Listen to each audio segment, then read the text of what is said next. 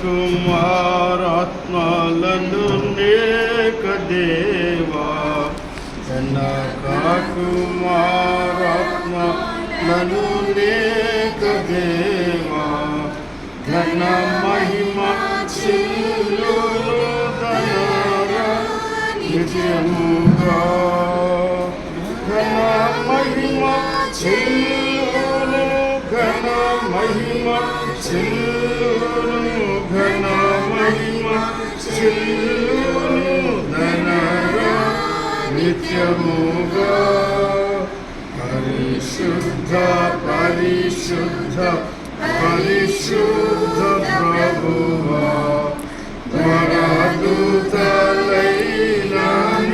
వర్ణింపగలరా. దైవ గ్రంథంలో ఉన్న దేవోక్తులు మనం చదువుకున్నాం. 21 కీర్తనలో ఇలా వ్రాయబడింది. 20వ కీర్తనలో 2వ వచనంలో చెప్పాడు, పరిశుద్ధ స్థలములో నుండి ఆయన నీకు సహాయము చేయను గాక, సియోనులో నుండి నిన్ను ఆదుకొను గాక. నీ కోరికను సిద్ధింపచేసి నీ ఆలోచన యావత్తును సఫలపరచును గాక. నీ ప్రార్థనలన్నీ యెహోవా సఫలపరచును గాక. నీ రక్షణను బట్టి మేము జయోత్సాహము చేయుచున్నాము.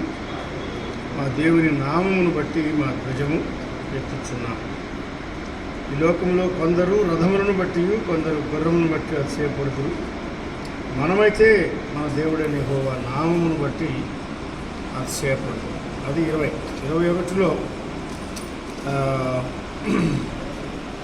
3వ వచనంలో చెప్పాడు, శ్రేయస్కరమైన ఆశీర్వాదములతో నీవు అతనిని అనగా నీపై ఆధారపడిన రాజును అతని ఎదుర్కొనుచున్నావు. అతని తల మీద అపరంజి కిరీటము నీవు ఉంచి ఉన్నావు. ఆయుస్సు నిమ్మని అతడు నిన్ను అడుగగా నీవు దాన్ని అతనికి అనుగ్రహించి ఉన్నావు. నీ రక్షణ వలన అతనికి గొప్ప మహిమ కలిగను.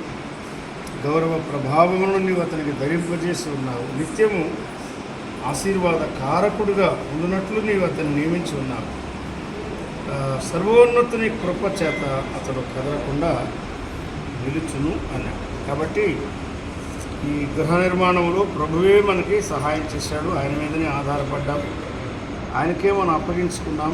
ఆయన ఉత్తరం ఇచ్చాడు, ఉద్ధరించాడు, సహాయం చేశాడు, ఆదుకున్నాడు. మన కోరికలు ఆయన సిద్ధింప చేస్తున్నాడు. మన ప్రార్థనలు ఆయన సఫలపరుస్తున్నాడు. కనుక లోకస్తుల వలె కాక ఈ లోకంలో ఉన్న వాటిని బట్టి కాదు మన ఆనందం, మన అతిశయం. మనమైతే వేరే వారికి మన తేడా. మన దేవుడైన ప్రభువును బట్టి మనం అతిశయపడుతున్నాము. ప్రభువు మన రాజుగాను మన రక్షకుడుగా ఉన్నాడు. ఆయన రక్షణను బట్టి మనకు గొప్ప మహిమ ఆయన అనుగ్రహించాడు. శ్రేయస్కరమైన ఆశీర్వాదాల్లో గృహము అనేది ఒకటి. ప్రభువే ఈ ఆలోచన ఇచ్చి సఫలపరిచి ఇంతవరకు పని జరిగించినందుకు ప్రభువుకు మనం స్వార్థనలు చెల్లిస్తాం.